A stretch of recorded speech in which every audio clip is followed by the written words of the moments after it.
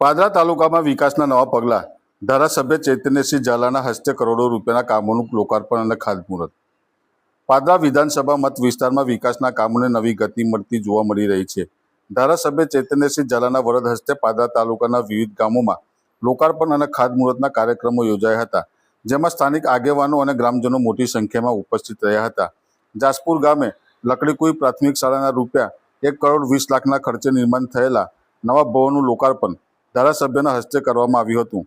નવા ભવનથી વિદ્યાર્થીઓને આધુનિક અને સુવિધાસભર શિક્ષણનો લાભ મળશે તેવી આશા વ્યક્ત કરવામાં આવી હતી।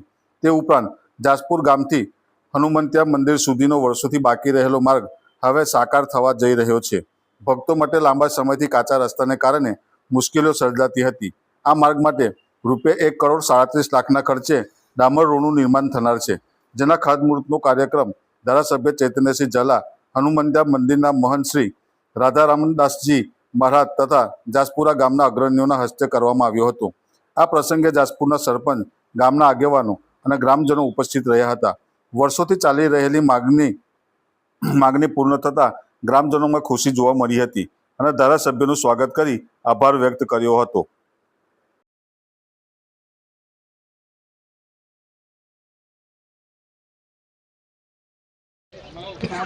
પાદરા તાલુકાના જાસપુર ખાતે આવેલું હનુમંતિયા મંદિર કે જ્યાં રોજે રોજ હજારો ભક્તો આવે છે।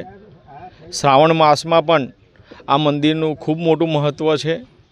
દર શનિવારે પણ વડોદરા જિલ્લામાંથી અહીંયા મોટા પ્રમાણમાં ભક્તો આવે છે।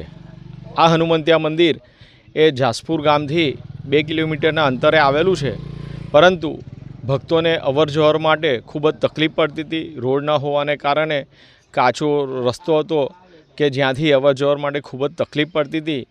તો આ તકલીફને ધ્યાને રાખી અને મંદિરની સેવાને ધ્યાને રાખીને હાલ 1,37 લાખ રૂપિયાના ખર્ચે જાસપુરથી હનુમંતિયા મંદિર સુધીનો રોડ ડામર રોડ બનવાનો છે, જેનું આજરોજ ખાતમુહૂર્ત કર્યું છે, જેનાથી જાસપુર ગામ, આજુબાજુના ભાવિક ભક્તો તેમજ પાદરા તાલુકા અને વડોદરાના ભક્તો એમાં ખૂબ જ ઉત્સાહ જોવા મળ્યો છે।